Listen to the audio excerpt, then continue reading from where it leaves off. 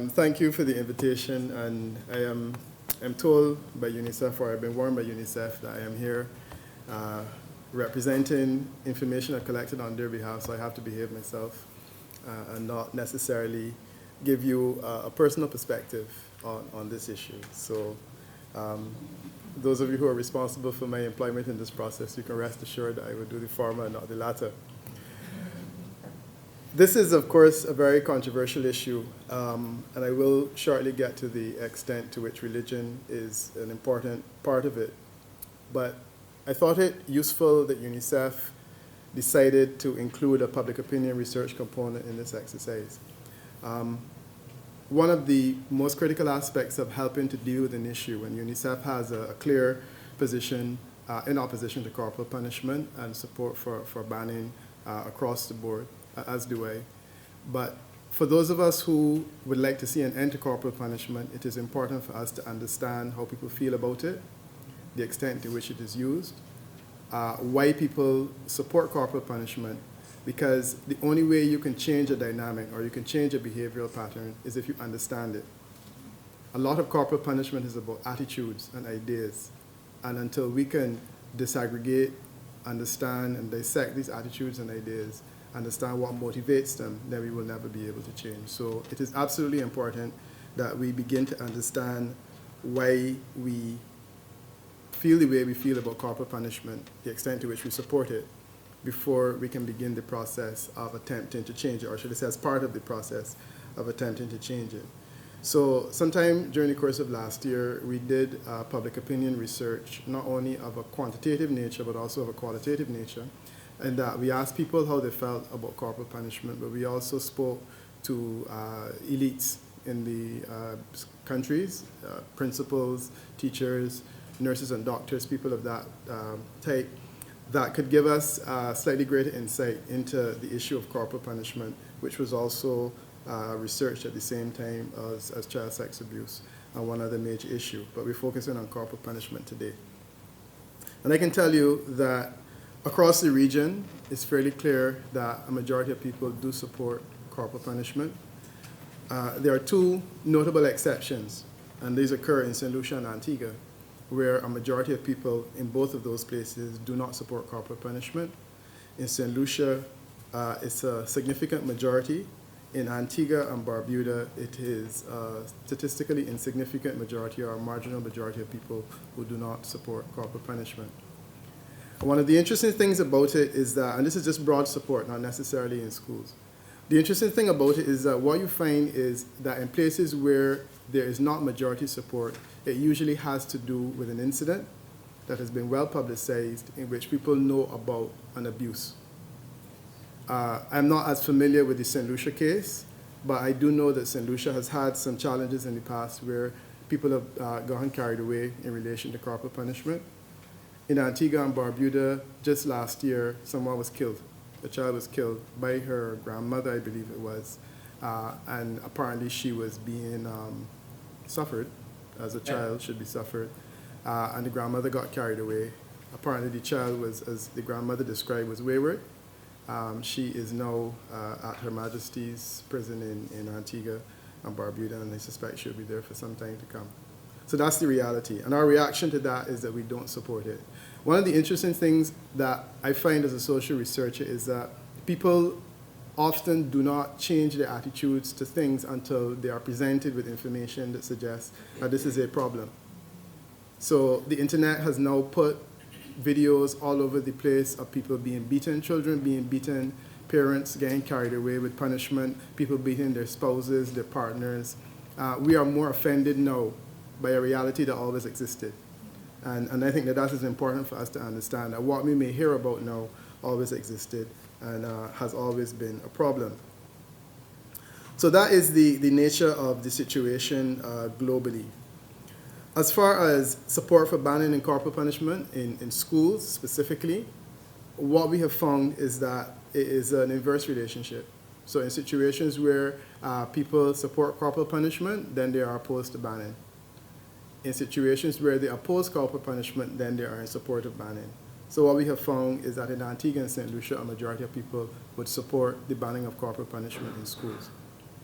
What I will say to you, however, as well, is that in all of the other countries, there is actually a support for banning in schools that is somewhat higher than the opposition or the support for corporal punishment. Essentially, what I'm suggesting is that even though people may generally support corporal punishment, in most instances, they would prefer to be the ones administering the corporal punishment themselves. So you find that support for corporal punishment in schools is at a lower level than support for corporal punishment in homes, which would mean then that more people support banning in schools than they would in terms of the home. The Barbados case is a useful one, and I'm fortunate that we have been allowed to research and follow the Barbados case for an extended period of time, largely because this is where we live. Years ago, Heather called me in and asked me if I could participate in some research that they were doing. And at the time, I capitalized on it. I used some of my students at the university to do some research. So we have research dating back to 2004 that shows support for corporal punishment. And the great thing about the 2004 exercise was that we also asked students how they feel. And students said, and we were able to record their views.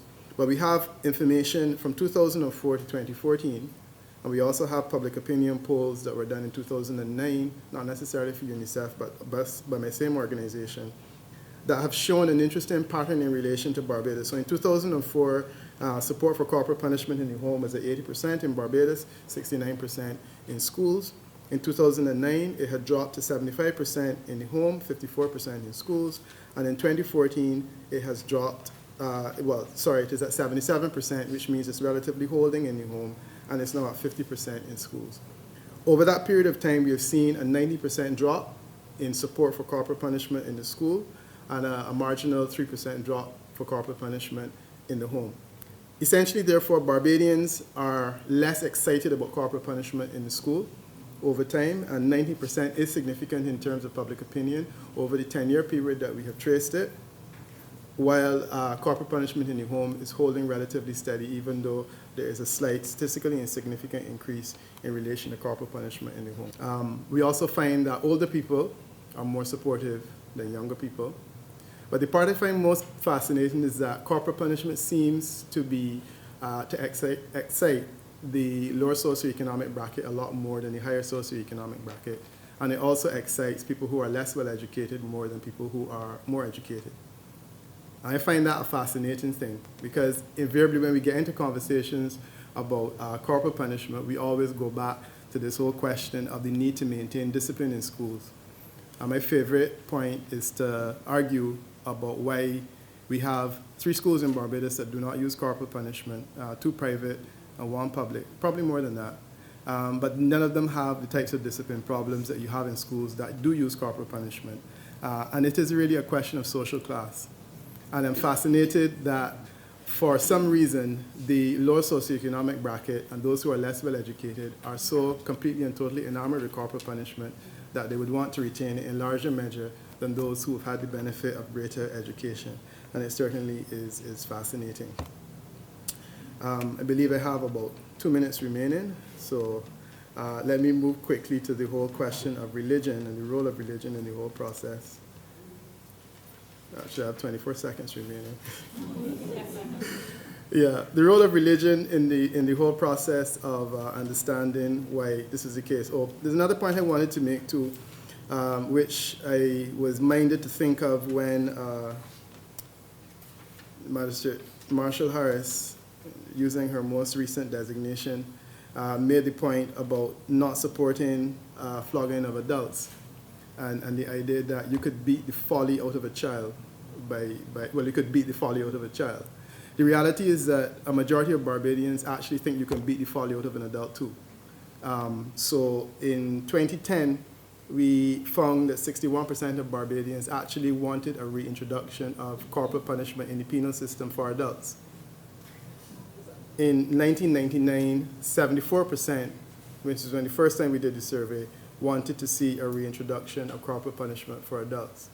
So it's actually untrue to say that people do not think that the same thing holds for adults. there are a majority of people in this country that, in Barbados, that would like to see adults being beaten as well. Our current Governor General, no less, supported the idea of corporal punishment to be used against an adult. The fascinating thing is that we had a court case in which the appeal court made it clear that such things are cruel and unusual punishment, and we now understand that we protect adults from corporal punishment. But for some fascinating reason, we are not willing to exercise the same level of protection for children who have done nothing. But an adult who has been convicted of a criminal offense can't be beaten because they are protected, but we are not willing to offer the same protections to adults. To children. From the perspective of religion, and I mean the reason why religion is so important in understanding how we feel about corporal punishment is that religion has a lot to do with how we think and behave and a lot of the views that we hold. I found in terms of my research on religion and the extent to which there's a relationship for many of these issues in Barbados and across the region, is that one of the primary reasons why people do and think the way they think is because they believe that that's what religion wants them to do. It doesn't have anything to do with the reality.